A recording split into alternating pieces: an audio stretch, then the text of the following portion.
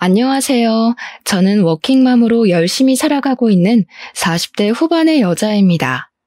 예전에 화제가 되었던 드라마에서 여주인공이 말했던 대사가 생각이 나는데요.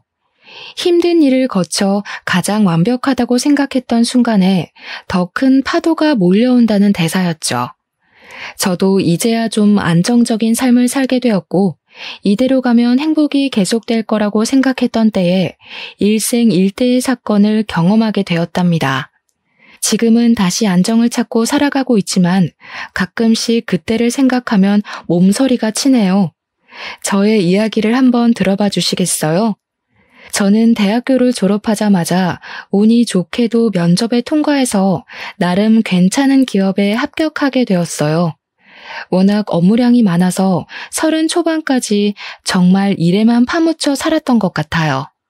사실 연애에도 별로 관심 없어서 연애도 거의 하지 않았답니다. 야근이 잦아서 거의 회사 동기들과만 지내다 보니 비슷한 나이대라 그런지 똘똘 뭉쳐 다니게 되더라고요. 동기 무리 중에 저보다 3살 많은 남편도 있었는데 제가 피곤하다고 하면 커피도 사다 주고 회식 끝나면 일부러 집에도 데려다 주면서 친절하게 대해주더라고요.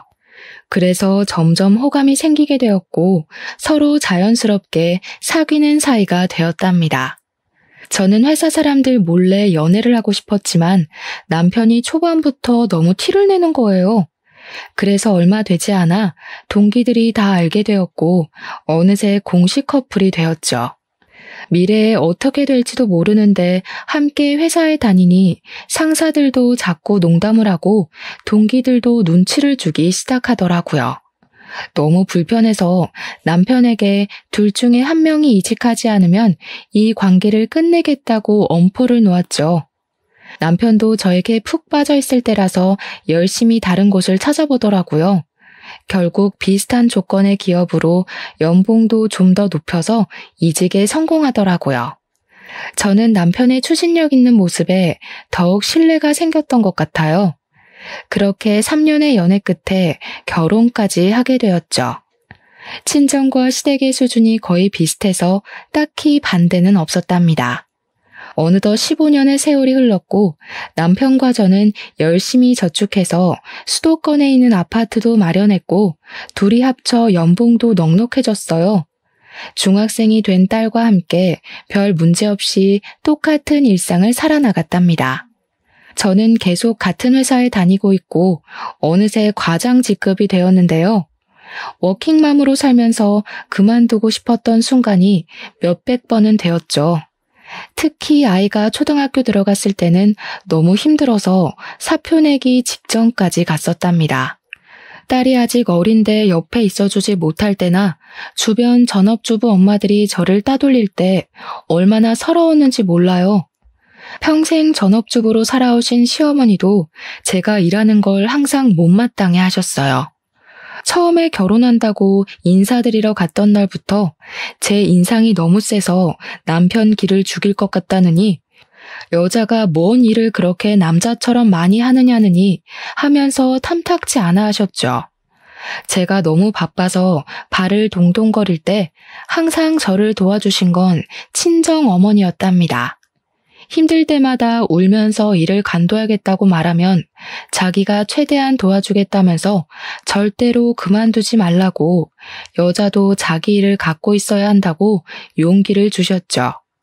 시댁은 우리 아파트와 가까운 거리에 있는 빌라에 살고 계셔서 정말 급할 때 아이를 부탁드렸던 적도 있었는데 항상 매몰차게 거절하셨답니다. 제가 전화를 할 때마다 멀리 나와 있다면서 단 한 번도 아이를 봐주시지 않았죠. 그래서 항상 시모에게 서운한 마음을 갖고 있었지만 겉으로 내색은 잘하지 않았어요. 왜냐하면 명절이나 제사 때에도 늦게 가는 날이 많고 시댁에도 자주 찾아가진 못해서 죄송한 마음이 있었거든요. 시모는 제가 늦게 가면 눈을 흘기시며 일가는 티 좀 내지 말라고 이 동네에서 네가 제일 바쁜 여편네 같다고 항상 핀잔을 주셨어요. 남편에게는 2살 위인 형이 있는데요. 제 손이 동서인 형님은 남편과 동갑이고 우리 딸과 같은 나이의 아들이 한 명 있답니다. 형님도 항상 전업주부로 살아왔는데 굉장히 여성스러운 스타일이에요. 머리도 아가씨처럼 긴 웨이브를 하고 옷도 꽃무늬 원피스 같은 걸 좋아하는지 그런 것만 입고 있는 것 같더라고요. 사실 아주버님이 중소기업에 다니시는데 세 식구 살기에는 연봉이 좀 부족할 것 같은데요. 형님은 저만 보면 생활비가 모자란다고 아들이 학원비가 없어서 다니질 못한다고 그런 소리를 항상 하시더라고요.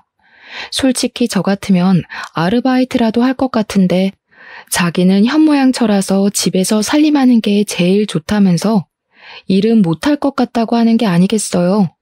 그럼 돈이 부족하단 말은 안 해야 되는데 항상 앓는 소리를 하니까 듣기가 좀 거북하더라고요. 저는 성격이 좀 사무적이라 그럴까요? 딱딱한 편이라 시모에게 살갑게 구는 걸 잘 못하는데 형님은 시모에게 아주 애교 있게 대하고 부를 때도 엄마라고 불렀답니다. 둘 사이가 어찌나 좋은지 모르는 사람들이 보면 모녀 사이로 알 정도였죠. 둘 다 전업주부로만 살아서 그런지 통하는 게 많아서 저는 대화에 껴도 없는 사람 취급 당할 때가 많았죠. 형님은 요리에 대한 자부심도 엄청나서 명절에도 시모와 장 다 봐서 음식도 거의 다 하곤 했어요. 항상 미안한 마음이 있어서 제가 장 보는 비용을 다 대고 따로 돈봉투도 챙겨드리기도 했죠. 형님은 저보다 자주 시댁에 찾아가는 것 같았는데 장아찌며 밑반찬을 다 해다 주는 것 같더라고요. 예전에 주말에 갑자기 전화가 와서는 우리 아파트 근처라면서 밑반찬 주러 왔다고 한 적이 있어서 좀 놀란 적이 있어요. 그때 형님이 집에 한번 와보고 아파트 평수가 넓어서 충격을 좀 받았던 모양이더라고요. 형님은 신혼 때부터 오래된 빌라에 살고 있어서 새로 분양받은 아파트를 보여주기가 좀 불편했거든요. 그 후로도 몇 번을 반찬했다면서 집에 가도 되겠냐고 하길래 사실 반찬을 잘 먹지 않아서 버리게 된다고 앞으로는 갖다 주지 않아도 된다니까 한동안 엄청 차갑게 대하더라고요. 어김없이 추석 명절이 돌아왔고 남편과 딸은 먼저 시댁에 가 있었지만 저는 회사에 갑자기 일이 터져서 해결하고 가느라 저녁에야 갈 수 있었답니다. 문을 빼꼼히 열고 들어가니 형님이 꽃무늬 앞치마를 곱게 하고 저녁 식사를 차리고 계시더라고요. 시모는 저를 보고는 혀를 끌끌 차더라고요. 저는 민망해서 얼른 외투를 벗고 주방으로 들어갔죠. 이번 명절에도 어김없이 회사에 급한 일이 생겼니? 너네 회사는 명절 때만 되면 일부러 그러냐 아니면 네가 일부러 그러는 거냐? 죄송해요. 공교롭게 명절 때랑 결제하는 시기가 비슷해서 일이 많네요. 제가 이거 할까요? 됐다. 누구 말 맞다나 다 된 밥상에 숟가락만 얹으려고? 난 너처럼 염치가 없는 애는 살다 처음 본다. 너는 이런 형님이 있는 걸 하늘이 도왔다고 생각해야 돼. 어느 누가 아무 소리 안 하고 네 몫까지 다 해주냐? 엄마, 그만하세요. 동서도 힘들게 일하고 왔는데요. 명절에 큰 소리 내면 안 좋잖아요. 제가 밥 풀 테니까 거실에 가 계셔요. 다들 둘러앉아 저녁을 먹는데 시부모를 비롯해서 남편까지 음식이 맛있다면서 형님 칭찬하느라 바쁘더라고요. 저는 꽂아놓은 보리자루처럼 앉아서 밥을 먹었죠. 갈비 좀 먹으려고 하면 시모가 어찌나 째려보는지 저는 눈치가 보여서 앞에 놓인 밑반찬만 집어 먹었어요. 그랬더니 형님이 제 밥그릇에 갈비를 놔주면서 사람 좋게 웃는데 뭐라고 할 말이 없더라고요. 밥을 다 먹고 제가 설거지를 시작했죠. 시모는 식탁에 앉아 저를 째려보며 과일을 먹고 있었고 형님이 그릇들을 정리했어요. 설거지할 거 많은데 내가 할게. 동서는 일하고 와서 힘들 텐데 좀 앉아있어. 무슨 소리를 하니? 당연히 설거지라도 해야지 뭘 한 게 있다고. 너는 명절 내내 밥 차리고 설거지해라. 친정 갈 궁리는 접어두고. 어머니, 그래도 친정은 가야죠. 이런 말씀까진 안 드리려고 했지만 제가 못하는 만큼 금전적으로 채워드리려고 노력하잖아요. 그리고 음식하기 힘드시면 요즘엔 사다 먹어도 맛있어요. 송편도 전도 사 먹는 게 더 돈도 절약되고요.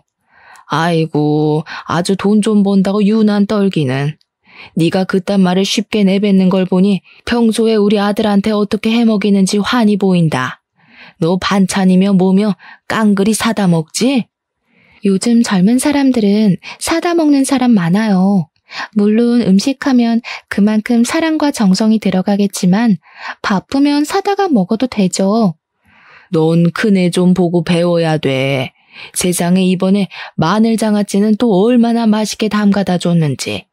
여자가 이렇게 살림을 꾸리고 남편하고 애들 잘 먹이고 이런 데 신경을 써야지.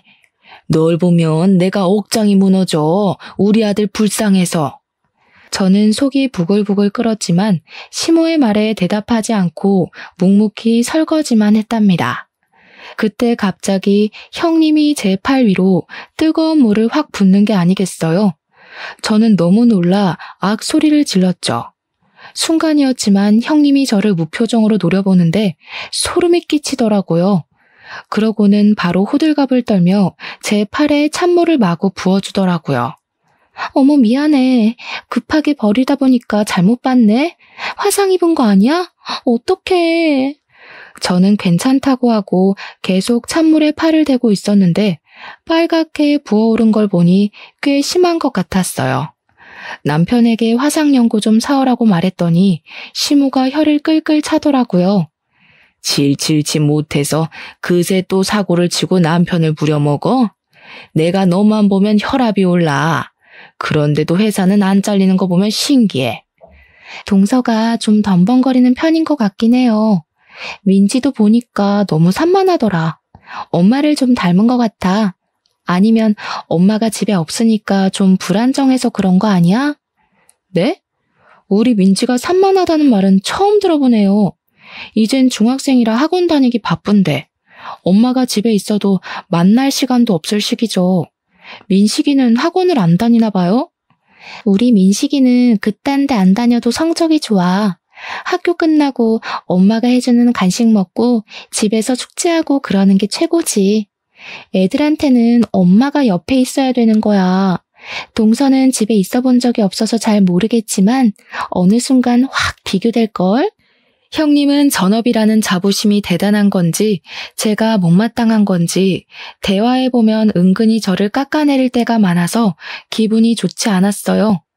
저는 소파에서 핸드폰 게임을 하고 있는 민식이를 바라봤죠. 성적을 대충 아는데 우리 딸이 공부를 훨씬 잘하고 더 똑부러지거든요. 초등학교 고학년 때부터 차이가 나더니 중학생 되니 성적이 확 벌어지더라고요. 형님도 잘 알고 있으면서 저와 우리 딸을 은근히 깔아뭉개니 우습기도 하고 기분이 나빴죠. 저는 다음날 오후까지 억지로 시댁에 있다가 바로 친정으로 가버렸답니다. 제가 갈 채비를 하자 시모가 자기 말을 무시한다면서 네 형님 좀 보고 배우라면서 난리를 치더라고요. 형님은 친정 부모님이 안 계셔서 시댁에만 있거든요. 현관문을 나서면서 형님과 눈을 마주쳤는데 좀 오싹한 기분이 들었던 건 제 착각이었을까요? 그렇게 바쁘게 시간이 흘러갔고 어느 날 딸이 다니는 학원에서 전화가 왔더라고요. 자체 시험을 보고 소수 정예만 들어갈 수 있는 스카이반에 합격했다는 소식이었어요. 딸이 얼마 전에 그런 시험을 봤는데 반에서 1, 2등만 뽑히는 거라고 해서 될 거라는 기대도 하지 않았거든요. 막상 뽑히니까 정말 대견하고 기뻐서 남편에게 바로 전화해서 알려줬죠. 저녁에 좋은 식당 가서 셋이 외식하자고 약속까지 하고 다시 힘내서 일을 하고 있었는데 퇴근 시간쯤에 시모에게 전화가 왔더라고요. 오늘 저녁에 형님이 샤브샤브를 한다는데 양을 많이 사왔다면서 같이 먹자고 한다는 거였어요. 저는 약속이 있다고 거절했는데 시모가 막무가내로 오라고 화를 내는 거예요. 이미 남편에게도 오라고 전화를 했다면서 말이죠. 결국 울상이 된 딸을 달래가며 시댁으로 향했답니다. 막상 가보니 양이 많기는커녕 어른 4명이 먹기에도 부족한 양이었어요. 제가 좀 모자랄 것 같다고 하자 형님이 자기 기준으론 많은 양이라면서 더 먹고 싶으면 저에게 소고기를 더 사오라고 하더라고요.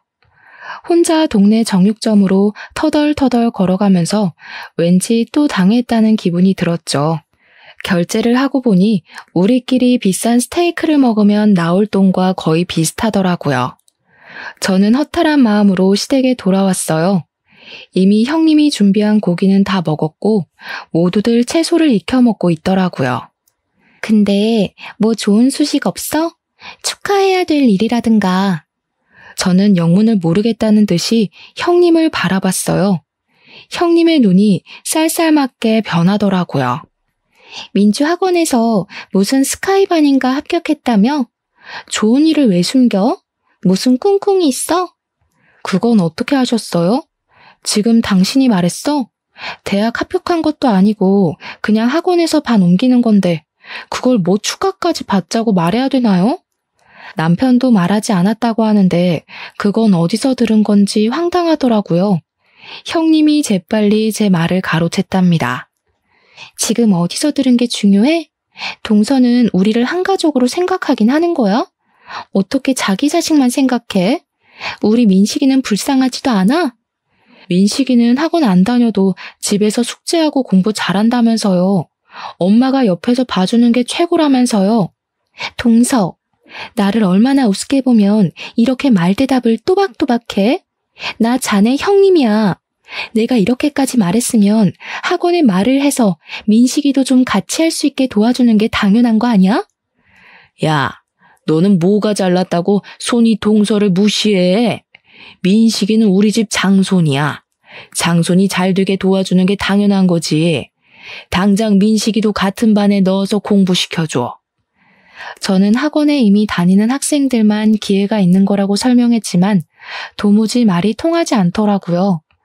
남편이 가만히 있다가 자기가 학원 등록해준다고 원할 때까지 다니라고 말을 하는 게 아니겠어요? 저는 놀라서 남편을 봤는데 저를 차갑게 외면하더라고요. 형님이 남편 말을 듣고는 저를 쳐다보면서 픽 하고 비웃더라고요. 근데 그게 순간이라 다른 사람들은 보지 못하는 것 같았어요. 머리끝까지 화가 났지만 더 있다가는 형님 머리채라도 잡고 싸울 것 같아서 화가 나서 딸만 데리고 시댁을 나와버렸답니다. 저는 당분간 시댁 연락도 받지 않기로 다짐했어요. 생활비 통장을 보니 조카의 학원비가 매달 빠져나가고 있는데 볼 때마다 화가 솟구치더라고요. 남편도 꼴 보기가 싫어서 대화도 많이 줄었는데 남편이 좀 변한 기분이 들었어요. 몇 달 전부터 헬스를 끊어서 다니는데 아주 열심히 하더라고요. 매일 저녁에 운동하고 샤워하고 왔다며 샴푸 냄새를 폴폴 풍기며 들어왔죠. 욕실에서 씻기 전에 우통을 벗고 자기 몸을 감상하지를 않나. 출근 전에 셔츠 입다가도 가슴 근육을 눌러보지를 않나. 안 하던 일을 하는 게 아니겠어요. 운동을 하다 보니 몸 만들기에 관심이 생겼나 싶었죠. 더 나이 들기 전에 활기차게 살아야 한다면서 무슨 동호회도 가입했다고 하더라고요. 주말에 동호회 모임 있다고 나갈 때는 멋을 엄청 부리고 나가더라고요. 사춘기 남자애처럼 머리 스타일도 엄청 신경 쓰고요. 저는 점점 의심이 가기 시작해서 동호회 모임하고 있을 때 사진을 찍어 보내라고 하기도 했답니다. 그럼 남녀가 여러 명이 식당에서 찍은 사진을 바로바로 보내주더라고요. 동호회를 나가는 건 맞는 것 같고 의심은 계속 가는 애매한 상황이 이어졌죠. 하루는 남편의 반응을 보기 위해서 남편 퇴근 시간에 맞춰 본관 정문과 주차장 입구 사이에서 기다리고 있었어요. 퇴근 시간 30분이 지났는데도 나오질 않아서 전화를 해볼까 하는 찰나에 그 앞에서 형님을 마주쳤답니다. 제가 형님을 부르자 소스라치게 놀라더라고요. 어두워서 잘 보이진 않았는데 형님의 화장이 좀 진해서 다른 사람처럼 보이더라고요. 여긴 무슨 일이냐고 묻자 근처에서 친구를 만나기로 했다는 거예요. 제가 이 건물이 남편 회사라고 하자 자기는 몰랐다면서 급해서 먼저 간다고 빠른 걸음으로 가버렸답니다. 저는 고개를 갸우뚱하면서 남편에게 전화하자 근처에서 고객을 좀 만나고 있었다면서 형님이 간 길 쪽에서 황급히 달려오더라고요. 갑자기 회사엔 왜 찾아와? 노망났냐? 별일 다 보네 진짜. 왜 이렇게 놀라? 예전에도 시간 맞으면 내가 여기 와서 기다렸다 같이 가고 그랬잖아. 그나저나 형님 못 봤어? 아까 그쪽으로 갔는데. 형수는 무슨? 이 시간에 집에 있겠지 여기 왜 있냐? 너처럼 맨날 밖으로 나가도는 애랑 같아? 완전히 1등 현모양처인데 우리 형은 무슨 복인지 몰라. 말 다 했어? 요즘 들어 이상하게 형님이랑 나를 비교한다. 아주버님은 오히려 나처럼 돈 잘 벌어오는 마누라 원할걸? 당신 혼자 벌면 이 정도로 살 수 있을 것 같아? 우리 엄마 말이 다 맞아. 너 진짜 그 돈으로 뭐든지 해결하려는 것 좀 고쳐. 내가 혼자 벌 테니까 그럼 네가 형수처럼 집에서 살림 좀 완벽하게 해봐. 나도 삼시세끼 따뜻한 집밥 좀 받아보자. 요즘에 남편이 형님과 저를 비교하는 말을 자주 하기 시작하더라고요. 시댁에 찾아간 지도 꽤 돼서 형님을 만난 적도 없을 텐데 왜 자꾸 말을 꺼내는지 수상한 기분이 들었죠. 남편이 잘 때 핸드폰을 뒤져보기도 했지만 다른 여자의 흔적은 전혀 발견할 수가 없었답니다. 남편은 가지도 않던 출장도 한 달에 한 번씩은 꼭 가기 시작했는데요. 저는 남편이 출장을 가면 서재를 한 번씩 싹 뒤져보려고 벼르고 있었어요. 그렇게 2일 동안 출장을 간다고 나가기가 무섭게 서재를 살펴봤는데 서랍장 구석에서 종이로 둘둘 싼 뭔가를 발견했답니다. 풀어보니 핸드폰이더라고요. 핸드폰을 켜보니 비밀번호가 걸려있어서 볼 수가 없더라고요. 저는 바로 포렌식을 많은 업체를 검색해서 핸드폰을 가지고 갔어요. 비밀번호를 잃어버려서 도저히 열 수 없다고 했고 몇 분 지나지 않아 많은 양의 사진과 메시지를 받아볼 수 있었어요. 역시나 남편은 외도를 하고 있는 듯 보였어요. 20대가 풋풋한 연애를 하듯이 한 여자와 무수히 많은 사진을 찍어 놓았더군요. 회사 동료로 만나 20년이 안 되는 세월을 함께 겪으며 인생의 한 팀이 되어간다고 생각했었는데 그건 저만의 착각이었던 거죠. 남편에 대한 믿음이 산산조각이 난 순간이었답니다. 저는 딸이 들을까봐 몰래 가슴을 치며 소리 죽여 울었어요. 저는 남편을 용서할 수 없었기에 헤어지기로 결심했고 남편이 출장해서 돌아오기만을 기다렸죠. 남편이 아주 신나는 얼굴로 집에 들어오더라고요. 저는 소파 테이블 위에 남편의 핸드폰을 올려놓고 남편을 가만히 쳐다봤어요. 핸드폰을 발견하곤 순식간에 얼굴이 굳어지더라고요. 그러더니 얼른 핸드폰을 휙 채가버리더군요. 그렇게 가져가봐야 이미 안에 있는 거 다 봤어. 너 바람 피우니? 너 나 없을 때 책상 다 뒤졌냐? 기어이 핸드폰까지 다 뒤지고? 너 이거 범죄야. 사생활 침해라고. 사생활 좋아하네. 다시 한번 물을게. 너 사진 속 그년이랑 바람 피우냐? 천박하게 바람이 뭐야? 남자가 잠깐 흔들릴 수도 있는 거지. 어떻게 평생을 한 여자만 보냐? 생각하는 거 하고는 이거 완전히 쓰레기였네. 너는 분리수거도 안 되고 그냥 쓰레기 봉투에 묶어버려야겠다. 당장 앞장서 너네 집으로 가. 저는 형님 부부에게도 시댁으로 오라고 전화를 해놓고 남편을 끌고 시댁으로 갔어요. 들어가자마자 남편이 바람 피운다고 나는 용서할 수 없으니 이혼할 거라고 말했죠. 남편이 이혼까지는 생각을 안 했는지 놀란 눈으로 저를 바라보더라고요. 이 야밤에 시댁에 쳐들어와서 경박하게 이혼 얘기나 해대고 남자가 한번 실수할 수도 있지. 보니까 남편 말도 제대로 안 들어본 모양인데 어른들 앞에서 뭐 하는 짓이야? 역시 어머니가 그렇게 나오실 줄 알았어요. 아들이 잘못을 했으면 혼을 낼 줄 알아야지. 이 와중에도 아들 편을 드세요? 저는 다른 여자랑 그런 사진 찍어대는 남자랑은 더는 못 사니까 그렇게 아세요. 어머, 이게 무슨 일이야? 사진은 무슨 얘기야? 하긴 바람 피우는 상대랑 더는 못 살지. 어떡해. 무슨 이혼이 애들 장난이야? 난 너 처음 봤을 때부터 마음에 안 들었어.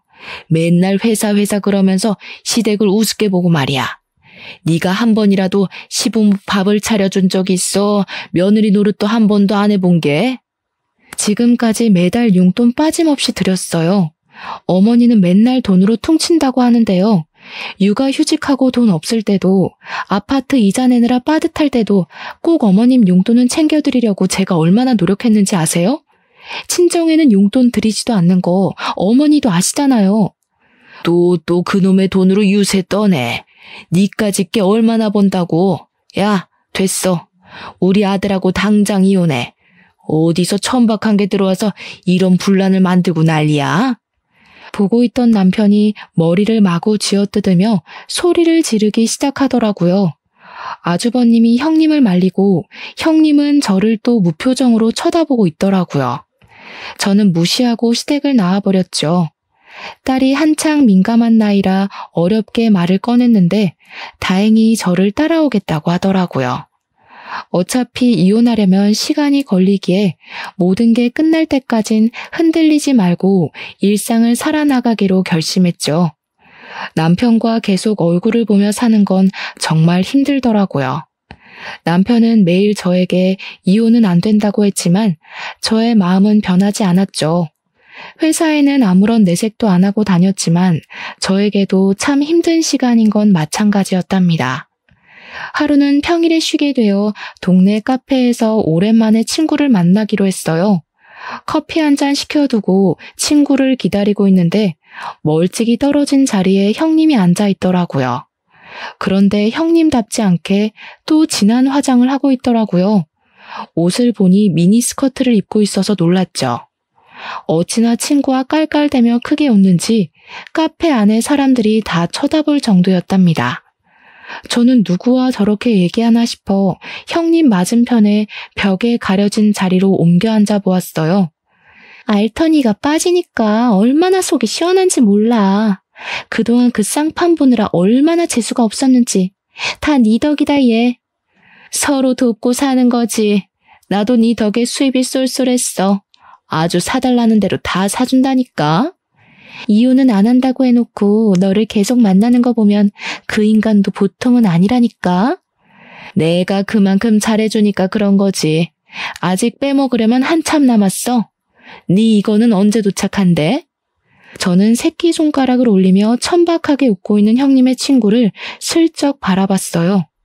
그 순간 누가 뒤통수를 때린 듯이 번쩍 하더라고요. 바로 남편의 상간녀였던 거죠. 저는 어지러워진 머릿속을 정리해 보려고 했죠. 물론 제 육감은 모든 상황을 한 번에 꿰뚫고 있었고 저는 빨간 립스틱을 흉하게 바르고 낄낄대는 형님을 노려보았어요. 저는 얼른 둘이 같이 있는 사진을 찍어두었죠. 그때였어요. 한 젊은 남자가 껄렁하게 걸으며 형님 옆으로 다가오더라고요.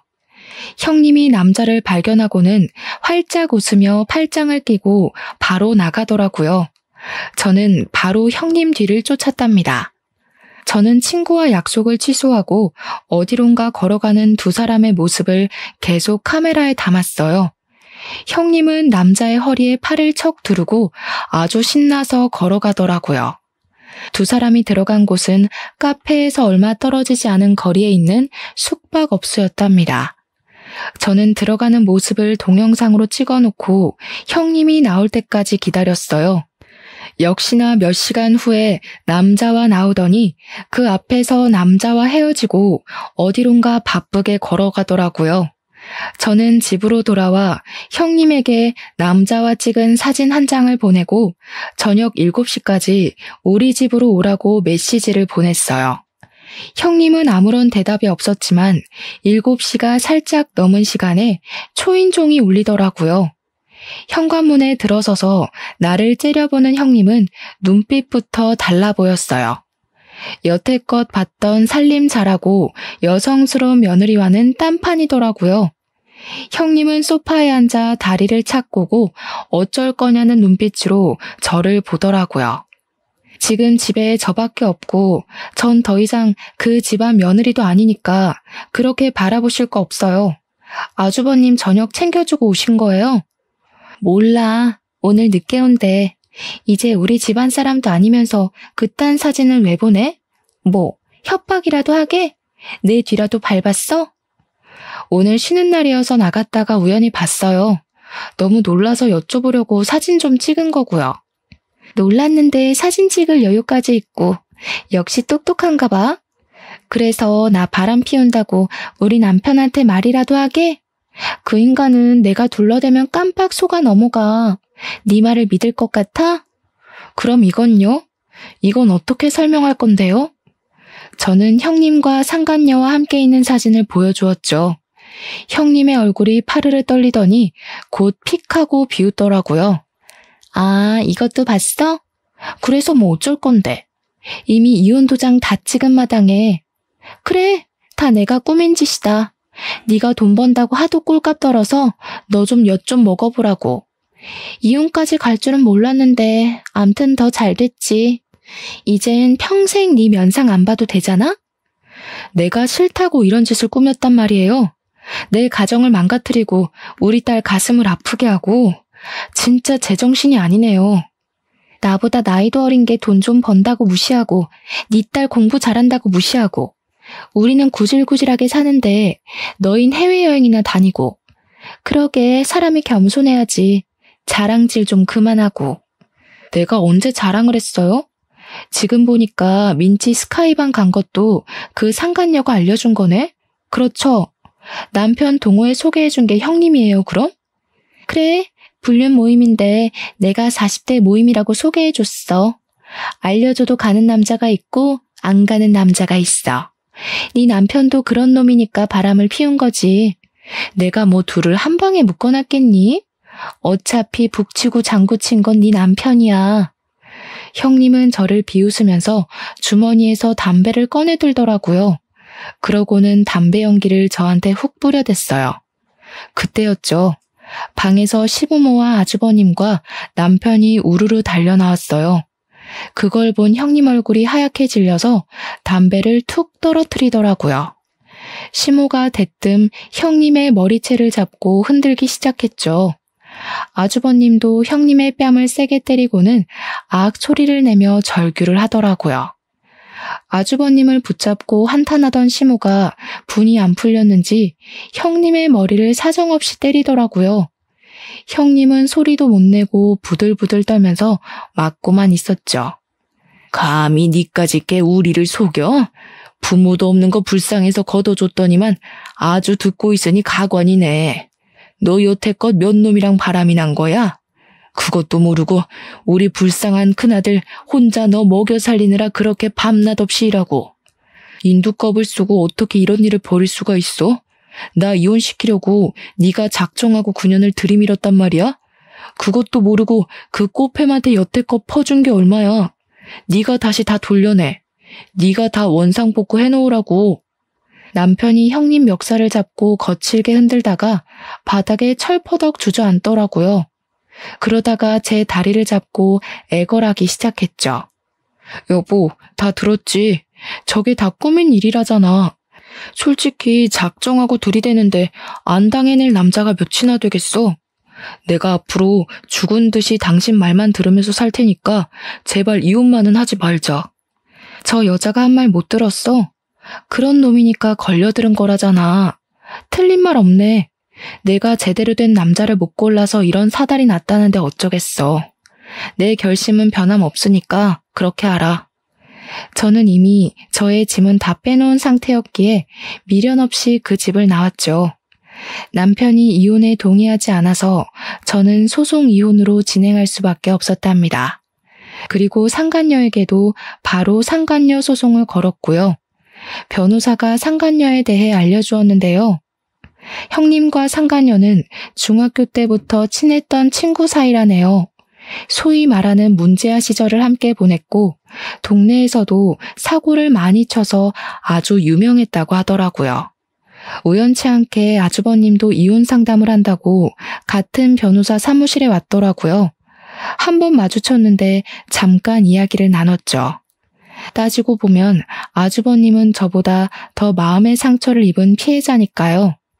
형님은 현모양처가 꿈이었던 건지 과거를 숨기려고 그렇게 연기를 한 건지는 모르겠지만 아주버님이 일하는 동안 거의 매일 밖으로 나다녔고 바람도 숱하게 피웠다고 하더라고요. 형님이 우리 집과 비교하면서 돈 좀 많이 벌어오라고 그렇게 아주버님을 구박해서 밤에는 대리운전까지 다녀야 했었다네요. 너무 바쁘고 형님을 믿었기에 신경 쓰지도 않았었는데 이번 일로 시조카가 울면서 자기가 아는 건 다 이야기해 준 거라고 해요. 가만히 아주버님의 이야기를 듣고 있다가 전 남편 얘기를 꺼내려고 하기에 바쁜 일이 있다며 얼른 자리를 피해버렸답니다. 워낙 남편의 증거가 확실했고 남편도 반성을 해서 소송은 비교적 짧은 시간 안에 끝날 수가 있었네요. 아파트의 절반 가격을 받고 위자료도 받을 수 있었죠. 딸의 양육비도 매달 받는 것으로 판결이 났답니다. 저는 남편에게 받은 돈과 직장인 대출을 받아서 딸과 둘이 살 자그마한 아파트를 얻을 수 있었어요. 사실 이런 일에 휘말리고 이혼까지 하게 되면서 딸이 상처를 받을까봐 가장 걱정이 컸죠. 이제 자기도 컸다면서 엄마의 마음을 이해한다면서 오히려 저를 위로해주는 딸이 있어 좀 더 빨리 일상으로 돌아올 수 있었던 것 같아요.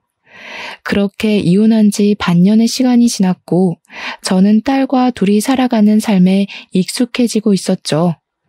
어느 날 퇴근하고 집에 돌아오니 낯익은 신발이 현관 앞에 있는 게 아니겠어요? 그리고 아주 커다란 짐가방이 놓여 있더라고요. 놀라서 들어가 보니 역시나 시모가 떡하니 앉아 있더라고요. 그 옆에선 딸이 저의 반응을 보고 안절부절 못하고 있더라고요. 딸에겐 할머니니까 어쩔 수 없이 문을 열어주었겠죠. 저는 딸에게 괜찮다고 눈짓을 보내고 방에 들어가라고 했어요. 여긴 어떻게 알고 온 거예요? 아니, 어떻게 여길 올 생각을 하세요? 어미야, 내가 다 잘못했다. 내가 그 불려우한테 홀려서 진짜 나를 생각하는 내 며느리를 잃은 게 너무 한이 된다. 내가 이렇게 사죄하마. 시모는 제 앞에서 무릎을 꿇더니 양손을 빌기 시작하더라고요. 저는 시모를 억지로 끌어서 일으켰죠. 왜 이래요 이제 와서. 얼른 나가요. 경찰 부르기 전에. 또 찾아오면 진짜 가만히 안 있을 거예요? 애미야, 제발 나 좀 용서해 주렴. 내가 갈 데가 없어.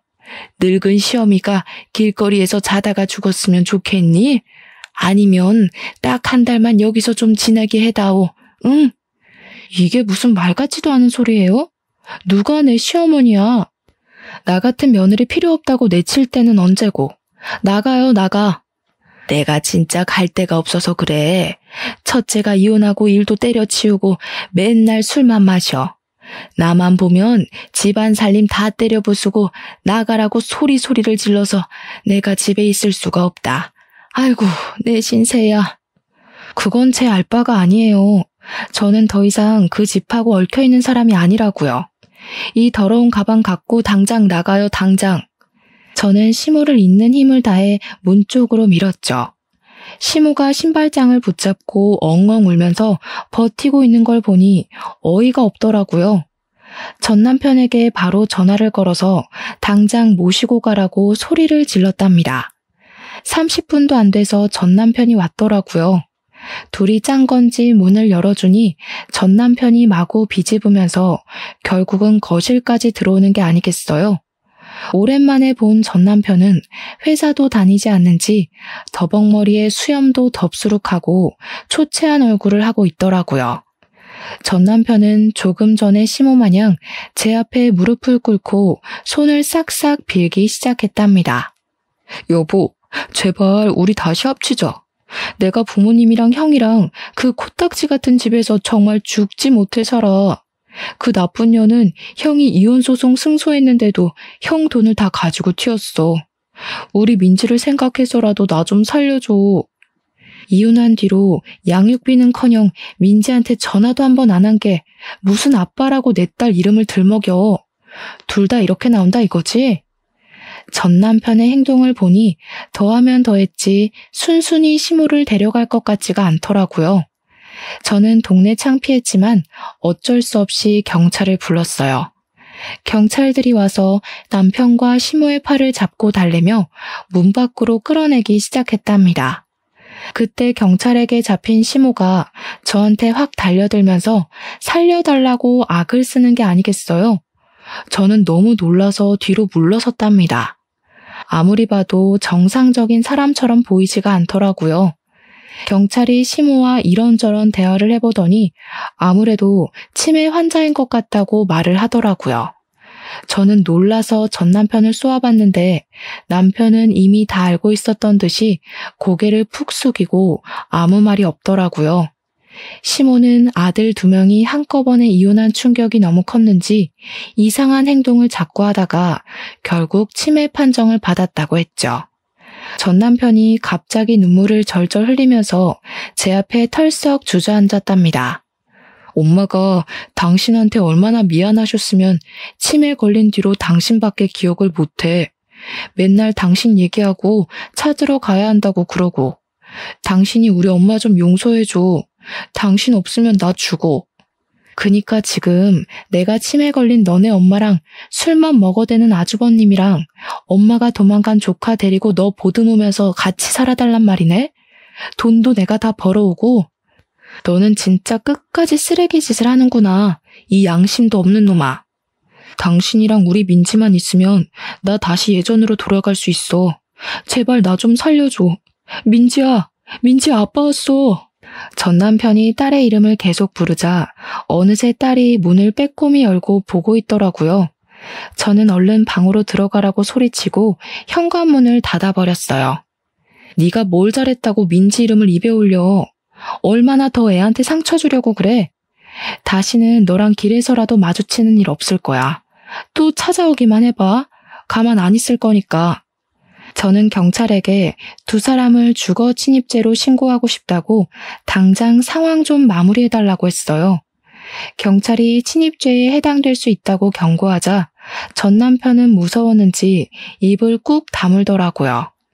그렇게 2 사람이 경찰차를 타고 가는 걸 끝으로 다시는 전 남편을 만나지 않았답니다. 저는 양육비 문제 때문에 전 남편에게 집 주소를 알려준 게 잘못이었다는 걸 깨달았죠. 전 남편 행색을 보니 지금까지 받지 못했던 양육비를 기대하지도 말고 그저 딸과 함께 둘이 살아가는 게 나을 것 같더라고요.